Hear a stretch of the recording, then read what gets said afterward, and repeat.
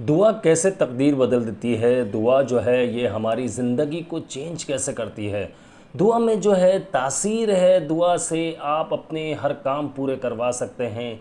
कुछ लोगों के कमेंट्स ऐसे आते हैं जिस पर मुझे ख़ुद यकीन नहीं आता कि वो कहते हैं कि यार हम तो इतनी दुआएं मांग रहे हैं, हम तहज्जुद भी पढ़ रहे हैं, हम इस्तग़फ़ार भी करते हैं, अल्लाह से अपने गुनाहों की माफ़ी भी मांगते हैं और इस्तग़फ़ार कर रहे हैं और हमारी दुआ कबूल नहीं हो रही। हमारा जो मकसद है, हम जिस मकसद के लिए पढ़ रहे हैं वो मकसद पूरा नहीं हो रहा।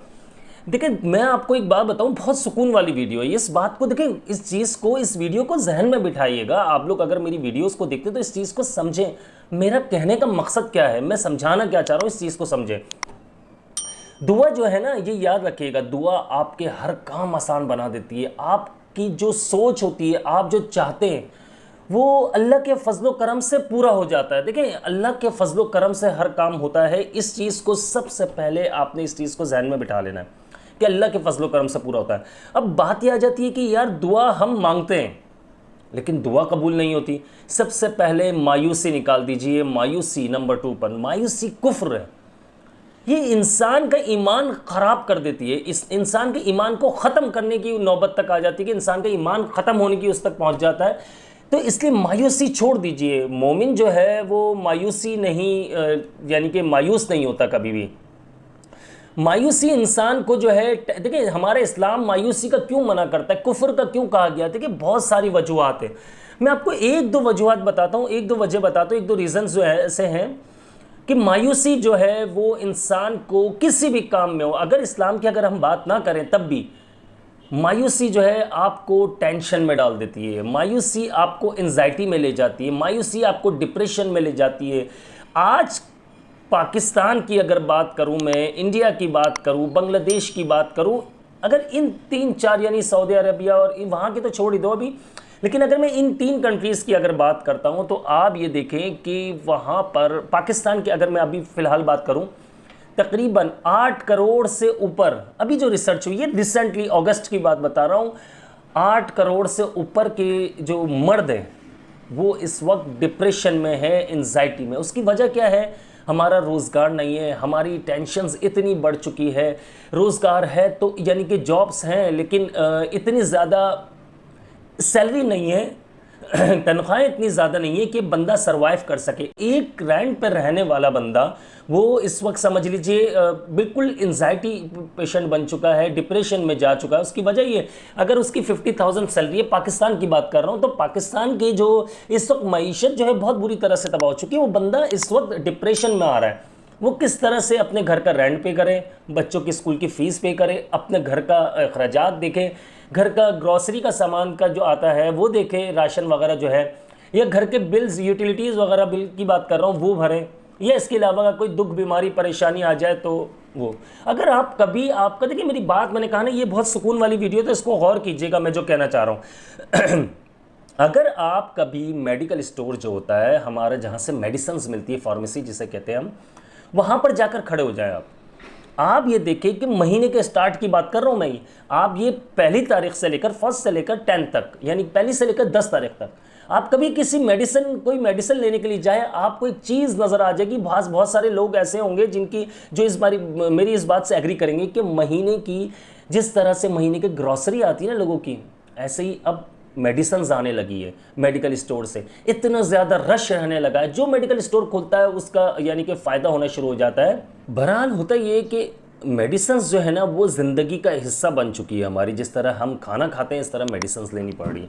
अब मेडिसिन्स जो है ये हम लोगों ने इससे कैसे छुटकारा हासिल करना है, और जो हमारी दुआएं वो किस तरह से कबूल होंगी। देखिए हर बंदा इस वक्त टेंशन में है, डिप्रेशन में है, एंजाइटी पेशेंट बन चुका है।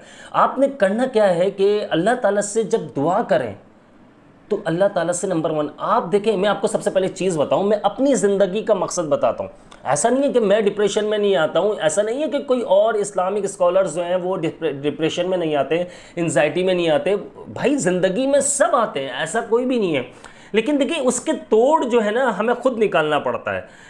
ये चीज़ें जो मेडिसिन जो होती है ये रोक तो देती हैं फिल वक्त, लेकिन आपको आगे जाकर आप इतने ज़्यादा डिप्रेशन में आ जाते हैं कि आपके ऊपर ये मेडिसिन जो है ना वो फिर काम करना छोड़ देती है। तो सबसे पहले आपकी जो प्रॉब्लम्स है ना कि दुआएं कबूल क्यों नहीं हो रही, मेरे वीडियो का पर्पज़ ये है कि दुआएं कबूल क्यों नहीं हो रही है और हम इस्तिग़फ़ार कर रहे हैं तो फ़ायदा क्यों नहीं हो रहा। सबसे पहले एक चीज़ याद रख लीजिएगा, इस्तिग़फ़ार जो भी आप पढ़ रहे हैं, कोई सा भी इस्तिग़फ़ार पढ़ रहे हैं, आप अस्तग़फ़िरुल्लाह पढ़ते हैं, खाली अस्तग़फ़िरुल्लाह रब्बी मिन कुल्ली ज़ंबी व अतूबु इलैहि पढ़ते हैं, अस्तग़फ़िरुल्लाह रब्बी मिन कुल्ली ज़ंबी व अतूबु इलैहि, अस्तग़फ़िरुल्लाह व अतूबु इलैहि, अस्तग़फ़िरुल्लाह अल अज़ीम, अस्तग़फ़िरुल्लाह अल्लज़ी ला इलाहा इल्ला हुवल हय्युल क़य्यूम व अतूबु इलैहि। गर्ज़ ये कि आप कोई सा भी यानी कि इस्तिग़फ़ार करते हैं तो आप ये देखें, इस्तिग़फ़ार करने का मकसद आपका सिर्फ एक होना चाहिए, ये याद रखिएगा। एक मकसद क्या होना चाहिए कि यार मुझे जो मेरे गुनाह है ना, मुझे अपने अल्लाह ताला से गुनाहों की माफ़ी यानी कि मुझे अल्लाह ताला से अपने गुनाहों की माफ़ी मांगनी है और सिर्फ़ और सिर्फ मुझे अल्लाह ताला से अपने गुनाहों की बख्शिश तलब करनी है। जब हम अल्लाह ताला से माफ़ी मांगते हैं, अल्लाह ताला से अपने गुनाहों की बख्शिश तलब करते हैं तो रहमतें नाजिल होती हैं। इसके अलावा दरूद शरीफ, दरूद पाक का मैं बहुत बोलता हूँ आपको कि दरूद पाक लाजमी पढ़ा करें।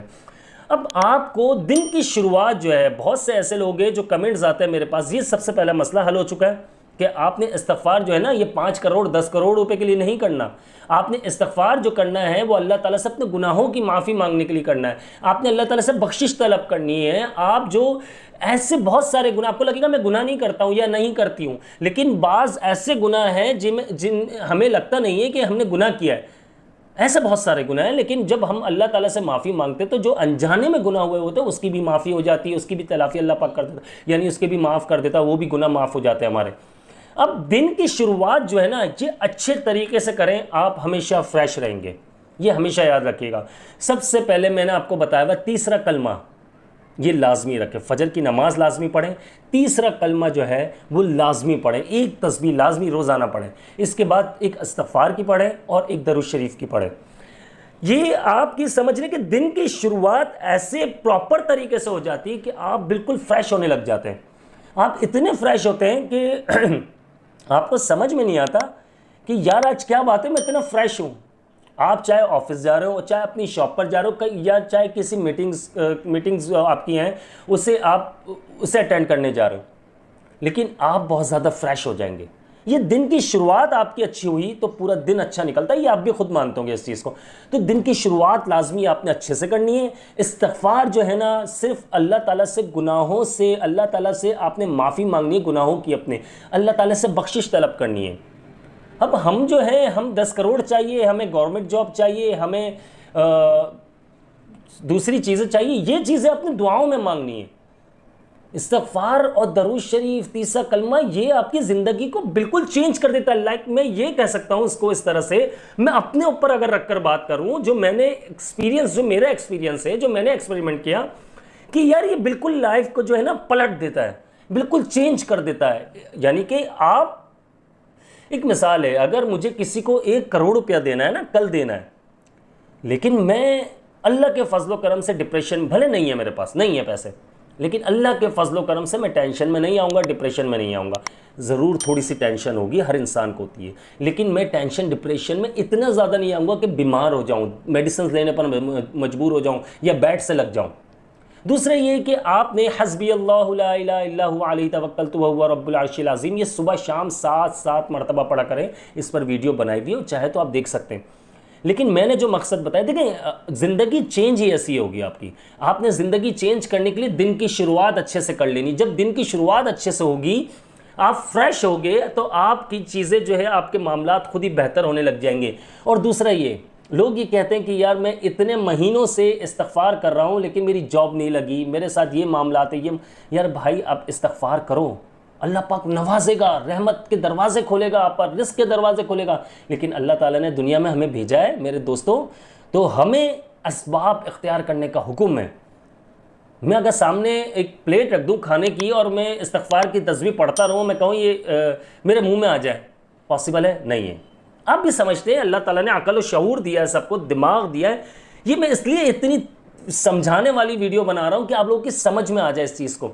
हाथ पैर ज़रूर मारें आप जॉब के लिए, और जॉब तो मैं मानता ही नहीं, मैं कहता हूँ जॉब ना करो, बिज़नेस की तरफ आओ, छोटा मोटा काम करो, बिज़नेस करो। लेकिन जब आप 2 साल बाद कुछ बन जाओगे, तो जो आपका मजाक उड़ा रहे हैं ना आज आपका छोटा मोटा काम करने पर, वो आप याद रखिएगा वो आपके पीछे आगे पीछे घूम रहे होंगे, आपके रिश्तेदार हो, आपके दोस्त अहबाब हो, कोई भी हो, आपके आगे पीछे घूम रहे हो। क्योंकि पैसा जो है ना, जो आप ये कह रहे हो ना शादी नहीं हो रही है, या लड़कियां कह रही है, या घर में बैठकर भी जॉब वो बिजनेस कर सकती हैं, लेडीज़ जो है पर्दे में रहकर भी कर सकती हैं। अच्छे रिश्ते खुद ब खुद आने शुरू हो जाएंगे जब उनको पता चलेगा कि घर में बैठ के इतना अच्छा बिजनेस चला रही है। मर्द का जब पता चलता है, लड़के का पता चलता है कि यार वो इतना अच्छा बिजनेस चल रहा है उसका, चाहे वो कुछ भी काम कर रहा हो, चाहे वो कैसा भी काम कर रहा हो, छोटे से छोटा काम कर रहा हो, लेकिन नोट आ रहा हो उसके पास, उससे उस पता चले उसके कपड़ों से, उसकी बातों से, उसके लहजे से, उसके तौर तरीके से, तो बंदे की इज्जत खुद ब खुद बनना शुरू हो जाती है।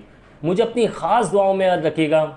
मैं हूँ आप सबका भाई अब्दुल्ला बिन हमीद। जिन्होंने अब तक चैनल को सब्सक्राइब नहीं किया, चैनल को सब्सक्राइब करके बेल नोटिफिकेशन ज़रूर ऑन कर लीजिएगा।